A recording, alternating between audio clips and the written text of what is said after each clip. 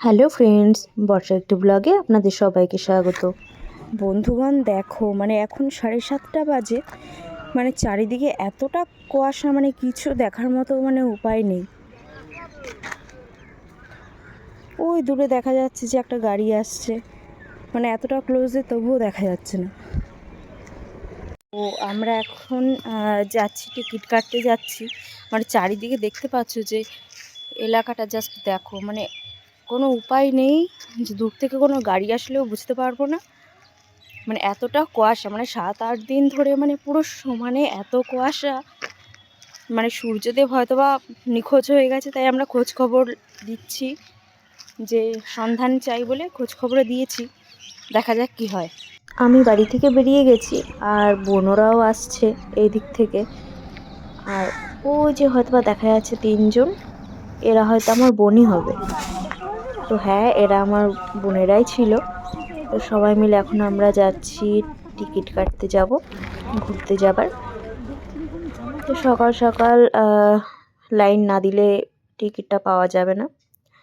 বাড়ি থেকেও ট্রাই করছিলাম, বাড়ি থেকেই হয়ে গেছে। আর এদিকে দেখো, আমরা আসার সময় ঠিক পাউরুটি নিয়ে চলে এসেছি বাড়িতে, মাখন পাউরুটি। আর বাড়িতে এসে আমি সাথে সাথে কফিটা বানিয়ে ফেললাম সবার জন্য। আর এখানে দেখো মাখন পাউরুটি আর কফি, সত্যি সকালটা পুরো একদম খুব সুন্দরভাবে জমে গেল আমাদের। আজকে একটু বেরোনোর কথা আছে, তো এই জন্য আমরা একটু মিটিং করছি। স্বামী ওঠো,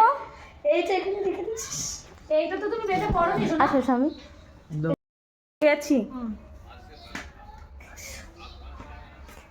ও ভিডিও, ও আঙ্গুল কাছে আমার এক পাশে রোদ আসছে, ওগুলো দিচ্ছে।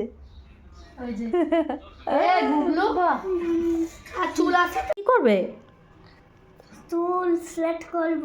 চুল সিলেক্ট করবে? না না, তাহলে চুল শুধু গরম করব। ও দেখি তো কেমন জিনিসটা। ওরে বাবা, ওরে বাবা, দেখি দাঁড়াও, দেখি দেখি আমি দেখি। ওরে বাবা, সেই হয়েছে তো।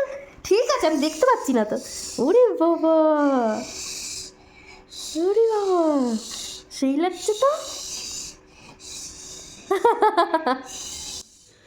আর এখন আমরা মোটামুটি রিহানকে রেডি করে দিয়েছি, স্নানটা করিয়ে নিলাম, কারণ ওকে ওর দাদুর বাড়িতে দিয়ে আমরা চলে যাব এখন এক জায়গায়, দাদার স্কুলে যাব। এই জন্য ওকে স্নানটা করিয়ে নিলাম।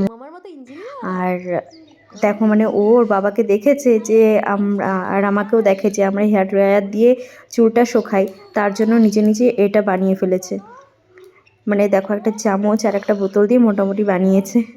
অনেক কিছু বানাই। আমরা এখন চলে এসেছি দাদার স্কুলে। এই স্কুলে ভাবলাম দিদির সাথেও একটু দেখা হয়ে যাবে, এই জন্য আমরা চলে এলাম। আর তো ভেবেছিলাম যে এখানে অনেকটা মজা করতে পারবো, সত্যি কথা বলতে সেটাও করতে পারলাম না, কারণ আসার পরে আমাদের এমনই একটা এমার্জেন্সি একটা কল চলে এসেছিলো যে সেখানে আমাদের সাথে সাথে বেরিয়ে যেতে হয়েছিল। আমরা ঠাকুরটাও পর্যন্ত আমরা দেখতে পারিনি। আর এখন দাদা বললো যে চল তাহলে তোদেরকে একটু স্টেশনে পৌঁছে দিই। এই জন্য এখন আমরা দাদার গাড়িতে করেই এখন আমরা স্টেশনে চলে যাচ্ছি।